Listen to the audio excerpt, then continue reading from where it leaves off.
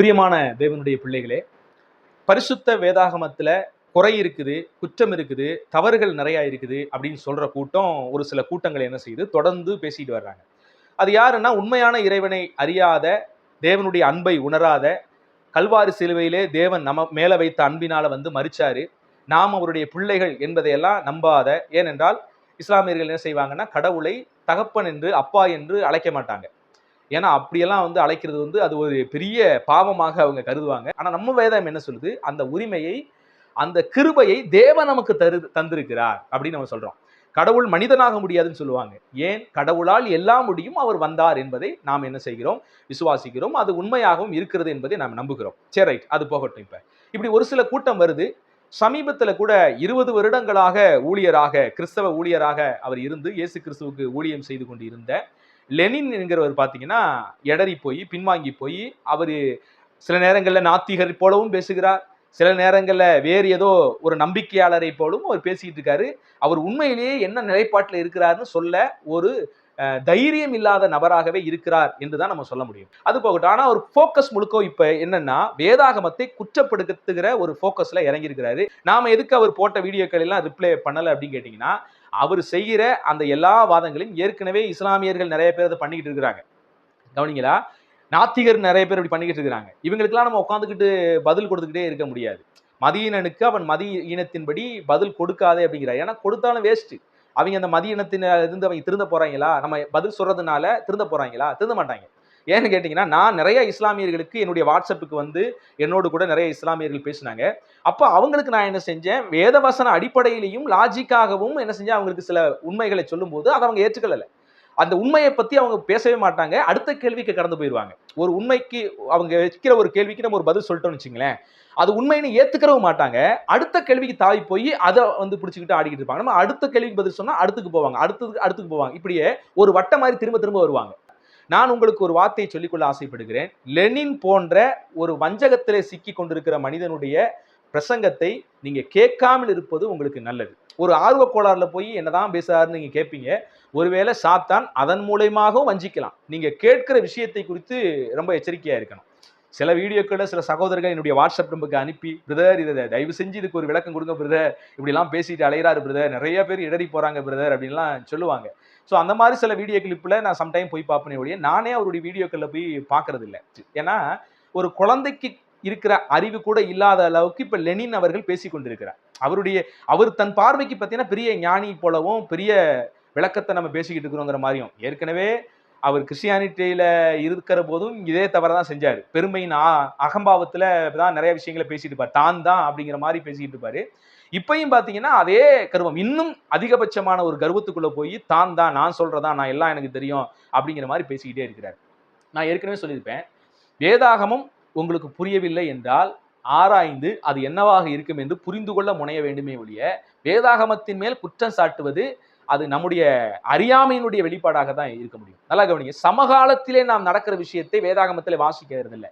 நம்ம 3000 4000 வருஷத்துக்கு முன்னால நம்ம வாசிக்கும் போது அங்க இருக்கிற கலாச்சாரம் என்ன, அங்க இருக்கிற பாரம்பரியங்கள் என்ன, அவங்க என்னென்ன மாதிரியான வார்த்தைகளை வழக்க சொல்லாக வைத்திருந்தார்கள், அதனுடைய பின்னணியம் என்ன, ஒரு சொல் சொல்லப்பட்டது என்றால் அந்த சொல்லுக்குரிய பின்னணியம் என்ன, எதற்காக அந்த சொல் உபயோகப்படுத்தப்பட்டது, ஏன் சொல்லப்பட்டது என்பதையெல்லாம் நம்ம பார்த்து தான் வேதாகமத்தை வாசிக்கணும். எடுத்த உடனே ஏதோ இப்ப சமகாலத்தில் நடக்கிற விஷயமாக நம்ம வேதாகமத்தை அணுகக்கூடாது.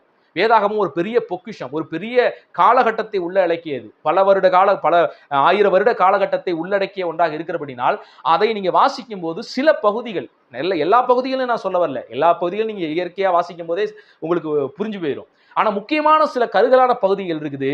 அந்த பகுதிகள் ஏதோ முரண்பட்டதை போல தோணும், ஆனா முரண்பாடா இருக்காது. நீங்க நல்லா அதை ஆராய்ஞ்சு பார்த்தீங்கன்னா சரியாகத்தான் இருக்கும். என்னைக்குமே நான் அதை தான் சொல்லுவேன், ஒரு தப்பான ஒருத்தனுக்கு யாரை பார்த்தாலும் தப்பா தான் தோணும். ஒரு விபச்சார பார்வை உள்ள, விபச்சார மயக்கம் உள்ள ஒரு மனிதன் எந்த பெண்ணை பார்த்தாலும் அந்த பார்வையோடு தான் பார்ப்பான். அது மாதிரி குற்றஞ்சாட்டணும்னு நினைச்சு ஒருத்தன் எந்த பகுதியை பார்த்தாலும் பைபிள்ல பல குற்றங்களை அவனால பார்க்க முடியும். ஆனா நம்ம பார்வை சரியாக இருக்கிற பட்சத்துல, அல்லது சொல்லப்பட்ட வார்த்தை எந்த அடிப்படையிலே சொல்லப்பட்டது, ஏன் சொல்லப்பட்டது, எதற்காக சொல்லப்பட்டது, அதனுடைய வரலாற்று பின்னணியம் என்ன, அன்றைய நாட்களில் இருக்கிற கலாச்சார பின்னணிகள் என்ன, இதெல்லாம் பார்த்தோம்னா அது உண்மையாகவே நேர்த்தியான ஒரு விஷயமாக இருக்கும். சரி, நம்ம விஷயத்துக்கு வர்றேன். மத்தேயு எழுதின சுவிசேஷத்துல பாத்தீங்கன்னா நிறைய விடயங்களை பழைய ஏற்பாட்டு வார்த்தைகளோடு கூட ஒப்பிட்டு பேசுகிற விஷயத்தை நீங்க பார்க்க முடியும். இயேசு கிறிஸ்து எகிப்திலிருந்து அவங்க தாய் தகப்பன் கூட்டி வரும்போது, என்னுடைய மகனை நான் எகிப்திலிருந்து அழைத்து வந்தேன் என்கிற வார்த்தை நிறைவேறும்படி நடந்தது. அப்ப ஏரோது ராஜா அங்க இருக்கிற பிள்ளைகளை எல்லாம் 2 வயதுக்கு உட்பட்ட பிள்ளைகளை எல்லாம் கொலை செய்யும் போது ராமாவிலே பெரிய கூக்குரல் உண்டானது. ராகேல் தன் பிள்ளைகளுக்காக அழுது அது இல்லாதனால் ஆறுதல் அடைந்தார். இந்த வசனத்தை எல்லாம் நிறைய விஷயங்களை அவர் வந்து இப்படி கோடிட்டு காமிப்பாரு. முழுக்க முழுக்க பழைய ஏற்பாட்டில் உள்ள அநேக விடயங்களை, அதிலே மறைந்திருக்கிற தீர்க்க தரிசன வார்த்தைகளை எல்லாம் எடுத்து அன்றைக்கு இருக்கிற யூதர்களுக்கு பிரத்யோகமாக யாருக்கு எழுதுகிறார் மத்தேயு புத்தகம்? யூதர்களுக்கு பிரத்யோகமாக எழுதுகிறார். அதிலே பழைய ஏற்பாட்டு நிறைய தீர்க்க தரிசன வார்த்தைகளை எடுத்து இது கிறிஸ்துவிலே நிறைவேறுவதாக பேசியிருப்பார். அப்ப நிறைய பேர் என்ன பண்றாங்கன்னா, இது எப்படி பொருந்தும், அது எப்படி பொருந்தும், அதுக்கு கீழே உள்ள வசனங்கள் வேற மாதிரி இருக்குது, அப்படி எல்லாம் நிறைய விஷயங்களை என்ன செய்வாங்க, எடுத்து வைப்பாங்க. அப்ப இதுல வந்து லெனின் என்ன அதுல ஒரு விஷயம் எடுத்து வைக்கிறாருன்னா, மத்தேயு இயேசு கிறிஸ்துவை கடவுள் என்று நிரூபிக்க சம்பந்தமில்லாத அநேக வார்த்தைகளை எல்லாம் இணைச்சு எழுதுறாரு. இதுவே வேதம் எவ்வளவு பொய் என்பதை இட்டுக்கட்டப்பட்டு ஒன்று என்பதை நிரூபணமாகிறது என்பதை அவர் வந்து கோடிட்டு காமிக்கிறார்.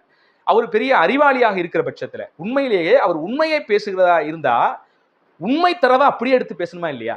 அவர் பெரிய ஆராய்ச்சியாளர் போல தன்னை காட்டிக் கொள்ளும் போது அவர் எடுக்கிற வசனம் உண்மையிலேயே ஒரு நேர்மையானதாக இருக்கணும். ஆனா எவ்வளவு கேவலமாக, எவ்வளவு ஒரு அடிமுட்டாள்தனமாக அவர் பயன்படுத்துறாருன்னு கேட்டீங்கன்னா, குற்றம் சாட்ட வேண்டும் என்பதற்காகவே அந்த வார்த்தைகள் எல்லாம் எடுத்து பயன்படுத்துறார்.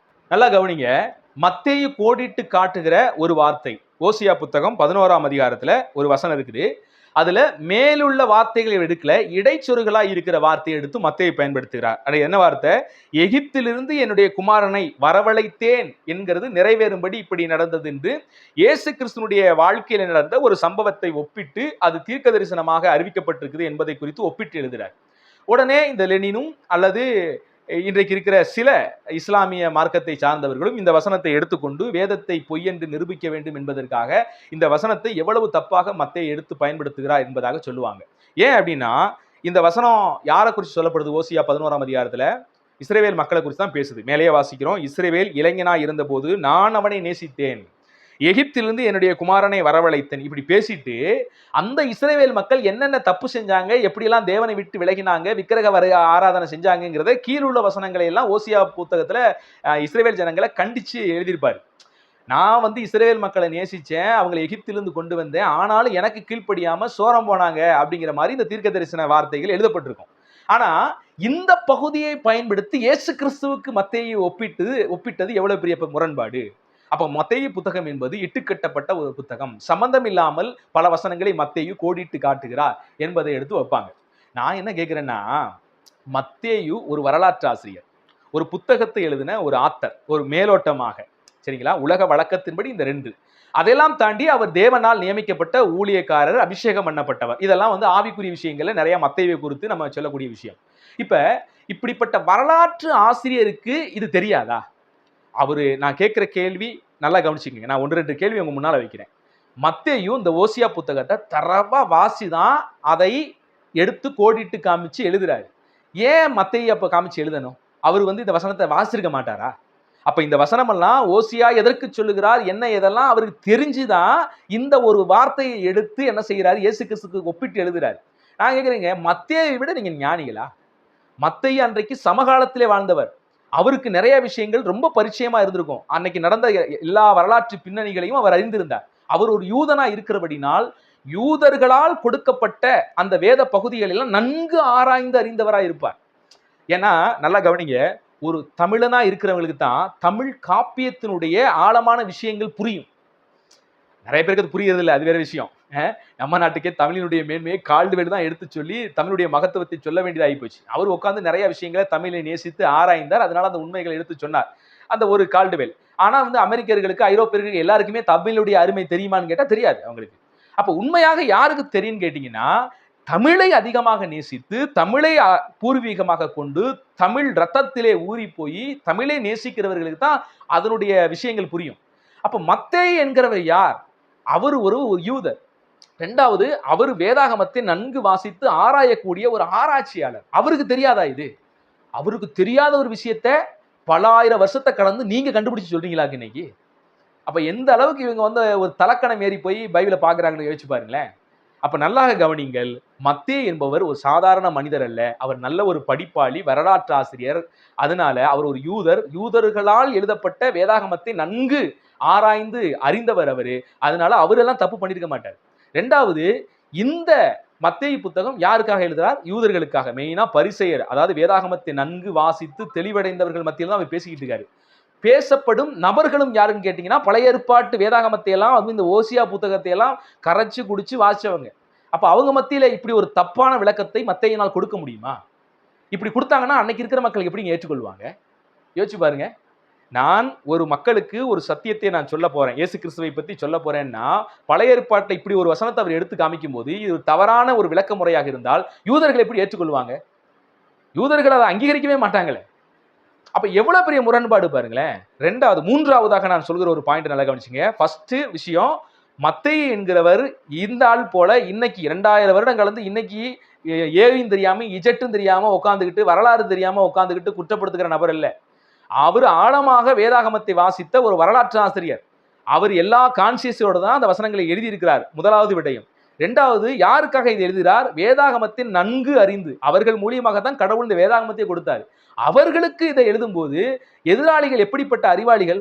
அப்ப இந்த வசனத்தை இந்த மாதிரி இணைச்சு சொல்லும்போது அவங்க எப்படி ஏற்றுக்கொள்வாங்க? இதெல்லாம் தெரியாமையா மத்தேயு எழுதியிருப்பாரு? அப்ப இதுல 2வது விடயமாக, எழுதப்பட்ட நபர்களும் வேத வசனங்களை நன்றாக அறிந்தவர்கள். அப்ப மத்தேயு இந்த விஷயத்தை இணைத்து சொல்லும்போது அவர்களுக்கு அது புரிந்தது. 3வதாக விடை என்னன்னா, இப்ப இவ்வளோ வியாக்கியானமா பேசுறாரு லெனின், அந்த வார்த்தையை நல்லா கவனிங்க. நான் அந்த வார்த்தையை மறுபடியும் வாசிக்கிறேன்.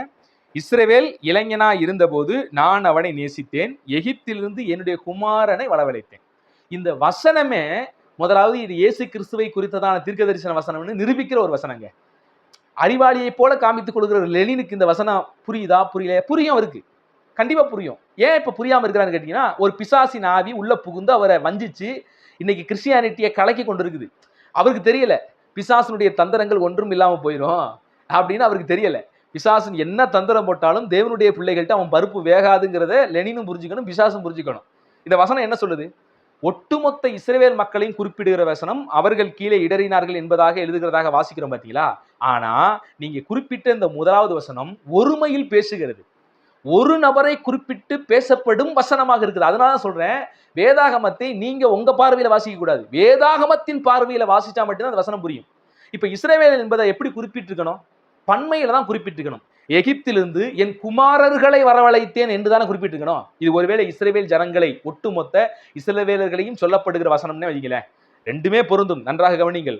அதுதான் தீர்க்க தரிசனம். நான் அதுக்கு பின்னால வர்றேன். வேதாகமத்தை எப்படி வாசிக்க வேண்டும், பல பகுதிகள் எப்படி எழுதப்பட்டிருக்கிறது என்கிற அந்த ஆழமான ஒரு தரவுகளுக்கு நேரா நம்ம போறேன். ஆனா இப்ப இங்க கவனிங்க, இது ஒட்டுமொத்தமான இஸ்ரவேல் கூட்டத்தின் குறித்து தான் எழுதப்படுது. ஆனாலும் இதுல இயேசு கிறிஸ்துவை குறித்ததான தீர்க்க தரிசனம் இருக்கிறது என்பதை எப்படி நீங்க கண்டுபிடிக்கலாம்னா, இந்த குறிப்பிட்ட முதலாவது வசனமே பன்மையில் குறிப்பிடாமல், இஸ்ரவேல் என்கிற மொத்த கூட்டத்தையும் குறிப்பிடாமல் அது ஒருமையில் குறிப்பிடப்பட்டிருக்கிறது. நான் இஸ்ரவேல் இளைஞனா இருந்தபோது நான் அவனை நேசித்தேன், ஒருமையில குறிப்பிடுது. ஏதோ ஒரு மனுஷன் சொல்றது போல. கீழே உள்ள வசனம், அதாவது மத்தேயு எடுத்து ஆளுனார்ல அந்த வசனம், அந்த குறிப்பிட்ட வார்த்தை அது என்ன? எகிப்திலிருந்து என்னுடைய குமாரனை வரவழைத்தேன். இப்ப நல்லா கவனிங்க, எகிப்திலிருந்து ஆண்டவர் தம்முடைய குமாரனை வரவழைத்தாரா, குமாரர்களை வரவழைத்தாரா? பழைய ஏற்பாட்டின் அடிப்படையில உங்க எல்லாருக்கும் தெரியும், ஒரு பெரிய கூட்டம் வந்தாங்க. ஆண்கள் மட்டுமே, நல்ல திடகாத்திரமான ஆண்கள் மட்டுமே. இதுல கிழவர்கள் இருக்கிறாங்க, வாலிபர்கள் இருக்கிறாங்க, குழந்தைகள் இருக்காங்க. இதெல்லாம் சேர்க்காம திடகாத்திரமான இளைஞரான ஆண்கள் மட்டுமே 6 லட்சம் புருஷர்கள் என்று வேதம் சொல்லுது. அப்ப இந்த ஒரு பெரிய சேனையே அங்கிருந்து எகிப்திலிருந்து புறப்பட்டு வருது. ஆனா மத்தேயு குறிப்பிடும்போது எப்படி குறிப்பிடுறாரு? என் குமாரனை வரவழைத்தேன்னு குறிப்பிடுறாரு. அப்ப நல்லா கவனிங்க, வேதாகமத்தில சில தீர்க்க தரிசனங்கள் இப்படி அமைந்திருக்கிறது. அவர்களை குறித்து சொன்னாலும், இஸ்ரவேல் மக்களை குறித்து சொன்னாலும், அதற்குள் இயேசு கிறிஸ்துவினுடைய தீர்க்க தரிசனத்தை வைத்து ஆவியானவர் அன்றைக்கு ஓசியாவின் மூலமாக பேசியிருக்கிறார். அதனால இந்த முதல் வசனத்திலேயே பன்மையிலே ஒரு கூட்டத்தை குறிப்பிடாமல் ஒருமையிலே ஒரு குமாரனை குறித்து குறிப்பிடப்பட்டிருக்குது. அதனாலதான் மத்தேயு அந்த புத்தகத்தில அந்த வார்த்தையை எடுத்து என்ன செய்யற எடுத்து ஆளுகிறார். ஆனா கீழே உள்ள வசனங்கள்லாம் இஸ்ரவேல் மக்களை மட்டும் தான் குறிப்பிடும். அது இயேசு கிறிஸ்துவுக்கு பொருந்தாது. அப்ப நல்லா கவனிங்க, வேதாகமத்திலே பல தீர்க்க தரிசனங்கள் இயேசுவை குறித்ததான விடயங்களா இருக்கிறது. ஆனா அதெல்லாம் நீங்க நேரடி பார்வையோட பார்க்க கூடாது. எந்தெந்த தீர்க்க தரிசன வசனங்கள் எந்தெந்த பாணியிலே கொடுக்கப்பட்டிருக்கிறது என்பதை நம்ம ஆராயணும். சில தீர்க்க தரிசன வசனங்கள் பார்த்தீங்கன்னா கவிதை நடையிலே கொடுக்கப்பட்ட சில புத்தகங்கள் இருக்குது.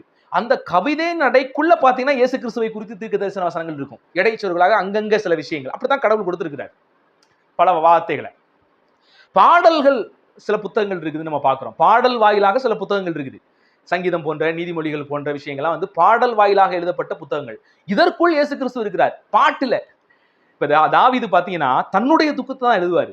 தன்னுடைய வழியை குறித்து, தான் புறக்கணிக்கப்பட்டதை குறித்து, தான் மிதிக்கப்பட்டதை குறித்து அவர் எழுதுவாரு. ஆனா அதிலே இயேசு கிறிஸ்துவை குறித்ததான தீர்க்க தரிசனம் இருக்கும். அவர் தனக்கு வச்சுதான் எழுதுறாரு.